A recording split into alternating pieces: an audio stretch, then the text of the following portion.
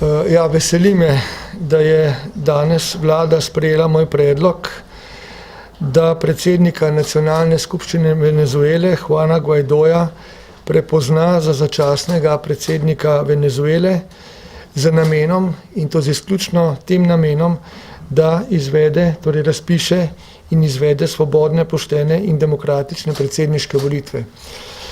Venezuela, kot vsi vemo, se sooča z globoko gospodarsko, socialno in humanitarno, pa tudi politično krizo, v kateri zelo trpi prebivalstvo. To traja že veliko let.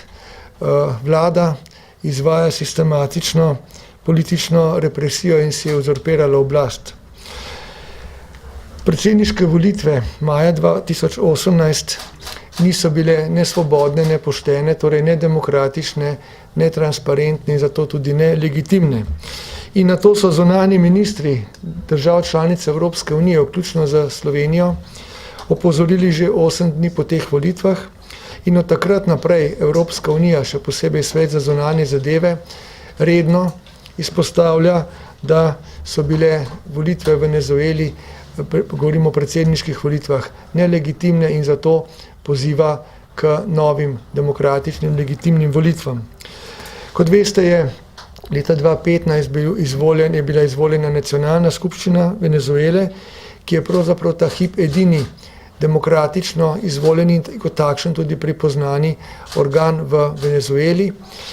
In seveda potem vemo, da potem, ko se je Nicolás Maduro razglasil za predsednika po volitvah, ki jih torej mi ne priznavamo, je predsednik skupščine Juan Guaidó na podlagi 233. člena ustave 23. januarja letos razglasil sebe za začasnega predsednika. Slovenija se je danes s prepoznanjem Guaidoja pridružila številnim državam sveta, ki prepoznavajo in pripoznavajo njegov status začasnega predsednika z namenom, da se organizirajo nove, bi rekel, demokratične volitve. In to želim poudariti. Tu ne gre za nič več, tu ne gre ne za priznanje države, ne gre za priznanje vlade ali kaj podobnega, ampak samo za prepoznanje vloge predsednika venezuelske skupščine, da je začasni predsednik, torej začasni, do takrat, ko bodo po razpisu izvedene demokratične volitve in se bo organizirala, torej vzpostavila nova oblast, ki bo zagotovila ustrezno stabilnost in demokracijo v Venezueli, tako vsaj upamo. Slovenija se je s tem prepoznanjem danes pridružila 23 članicam Evropske unije, vsem jedrnim članicam Evropske unije in številnim drugim, ki so to že storile pred dnevi. Vemo, da prepoznava ali priznava v funkciji začasnega predsednika Guaidoja tudi veliko latinoameriških držav, kot denimo Brazilija, Argentina, Kolumbija, Čile in druge države, pa seveda tudi Kanada, ZDA, Avstralija in mnoge druge. Naj spomnim tudi, da je Evropski parlament 31. januarja letos z prepričljivo večino z resolucijo pozval države članice Evropske unije, da seveda pripoznajo predsednika venezuelske nacionalne skupščine za začasnega predsednika z namenom, kot venomer poudarjam, da razpiše nove volitve, da bo torej prišlo do novih volitev. Naj povem, da prav blokada humanitarne pomoči, ki jo pošilja tudi Evropska unija v Venezuelo, še dodatno dokazuje, da Maduro ni za dobrobit ljudi, ampak zgolj zato, da ohrani svojo diktatorsko oblast, ki je izgubila, kot sem rekel, vso legitimnost. Tako da nove volitve so tisti cilj, ki ga zasledujemo, in to je edini cilj, ki ga zasledujemo tudi s to današnjo odločitvijo. Naj povem, da je postopek potekal tako, kot se je doslej oblikovala praksa. Na predlog, ki sem ga podal kot zunanji minister, je vlada obravnavala informacijo in sprejela to odločitev, ki sem jo pojasnil. O tem pa bomo seveda obvestili tudi državni zbor, tako kot je bilo v dosedaj podobnih postopkih odločeno o takih zadevah. Naj vas seznanim še s tem, da seveda v Venezueli 87% ljudi, približno toliko, živi pod pragom revščine, da je približno 85% pomanjkanje zdravil, da se povečuje število političnih zapornikov, izvaja se tudi mučenje in podobno in da seveda je tam grozovita inflacija, skratka življenjske razmere so zelo, zelo slabe in vemo, da je v zadnjih 5 letih prišlo do pravega eksodusa, skoraj 3 milijone ljudi se je izselilo. In naj vas še seznanim z pismom civilnega društva Slovencev v Venezueli. Kajti v Venezueli ocenjujemo, da živi tam nekoliko manj kot 300, se tam nahaja nekoliko manj kot 300 državljanov Republike Slovenije in nekoliko manj kot 1000 ljudi slovenskega porekla, s katerimi naše veleposlaništvo v Braziliji ohranja stik. No in prejeli smo tudi pismo, poziv vladi Republike Slovenije, v katerem civilno društvo Slovencev v Venezueli, kot pravi, poziva vlado Republike Slovenije, citiram, naj nemudoma prizna predsednika državnega zbora, mišljena je nacionalna skupščina, Juana Guaidoja, kot začasnega predsednika Venezuele. Prepričani smo, da mora Slovenija, tako kot preostali del svobodnega sveta, prisluhniti venezuelskemu narodu, ki zahteva svobodne in legitimne volitve ter prosi za humanitarno pomoč. Naši Slovenci v tem pozivu, gre torej za civilno društvo Slovencev v Venezueli, pravijo tudi to, da so prepričani, da dialog z režimom Nicolasa Madura ne predstavlja nikakršne rešitve, ampak samo podaljševanje izjemnega trpljenja venezuelskega naroda. Ob tem navaja tudi, da režim sistematično krši človekove pravice v Venezueli, kjer je v tem trenutku več kot 900 političnih zapornikov in tako dalje. In naj navedem še en zelo pretresljiv del tega poziva, ki so ga na nas naslovili naši ljudje. Takole pišejo, citiram, člani slovenske skupnosti v Venezueli razsežnosti te hude krize občutimo vsak dan. Soočamo se s hudim pomanjkanjem hrane, zdravil in nedelujočimi javnimi storitvami. Težave imamo tako pri dobavi vode, kot tudi elektrike. V Venezueli kljub uradni socialistični politiki ni socialne varnosti in v primeru bolezni smo popolnoma brez zdravstvene oskrbe prepuščeni samim sebi. Bolnišnice in zdravstveni domovi so v izjemno slabem stanju, vlaganj v infrastrukturo ni. Izjemno pereče je tudi pomanjkanje zdravil. Upokojenci prejemajo približno 5 evrov mesečne pokojnine, letna inflacija od januarja 2018 do januarja 2019 je bila 2 milijona 688 tisoč 670 odstotkov. Še zadnji stavek, zaskrbljeni smo, da je situacija v Venezueli postala političen problem v Sloveniji. Prepričani smo, pravijo naši ljudje, da je treba ljudi postaviti pred ideologijo in da človekove pravice ne smejo biti predmet političnega barantanja. In prav to je bil danes namen vlade, da torej na moj predlog sprejme odločitev, ki pomeni odločitev za demokracijo, odločitev za človekove pravice in za vladavino prava. In ta klic na pomoč naših ljudi samo dokazuje, da smo sprejeli pravo odločitev, ki smo jo seveda premislili v vseh drugih vidikih tudi. Tako da tukaj se bom ustavil in zdaj, če je kakšno vprašanje, prosim. Hvala ministru, prosim za vaše vprašanje o odključci in vse vlade Dnevnik, potem Bob TV. Meta Roglič, Dnevnik. Kakšen je bil izid glasovanja pri tej točki, kolikor vem, niste bili enotni? Kot drugo me zanima, zakaj se vendarle niste odločili, da bi poslali to v odločitev državnega zbora? To naj bi bila nekako pristojnost OZP-ja in konec koncev bi imeli širše pokritje in pripozna, a smo že kdaj uporabljali te dikcije, pripozna, smo si tokrat nekaj inovativnega poslužili? Ne, hvala lepa za vprašanja. Dikcija, ko govorimo o prepoznavi statusa predsednika nacionalne skupščine Venezuele kot začasnega predsednika države, pomeni, da smo ravnali tukaj deklarativno. Mi priznavamo dejstvo, ki ga je vzpostavila sama nacionalna skupščina in njen predsednik ko se je na podlagi lastne venezuelske ustave oklicala za torej legitimno telo in predsednik za začasnega predsednika. Mi tukaj ne posegamo v notranje zadeve Venezuele, ampak prepoznamo dejstvo. Imamo dva nosilca oblasti, ki zatrjujeta, da sta edina legitimna, eden je Maduro, ki mu cela Evropska unija in preostali svet, ki sem ga navedel, odreka legitimnost, vključno Slovenijo, in to počnemo mi v Sloveniji skupaj tudi z državnim zborom, ki je o tem vse skozi seznanjen, že od lanskega leta, od volitev naprej. To počnemo ves čas, torej gre za nelegitimnega nosilca oblasti, to je Maduro, in imamo zdaj seveda prepoznanega novega nosilca oblasti, samo začasnega in samo za namen, da bo sklical nove volitve, da bomo dobili končno tam legitimno oblast, ki bo za ljudi poskrbela bolje. Tako da gre za domišljeno, bi rekel, pravno formulacijo, ki pač govori o deklarativnem aktu in ne o konstitutivnem, kajti mi tukaj ne konstituiramo ničesar, ampak samo pripoznamo neko dejstvo.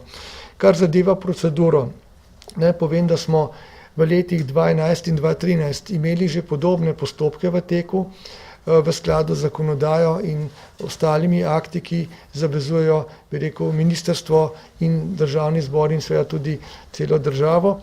In takrat, ko smo priznavali ali na podoben način deklarativno organe torej začasni svet v Libiji, pa tudi v Siriji, opozicijsko koalicijo v Siriji, smo obrali isti postopek, ki je bil takrat domišljen. Postopek je bil takšen, da je Ministrstvo za zunanje zadeve vladi predlagalo, da sprejme odločitev, o tem pa se je seznanil državni zbor.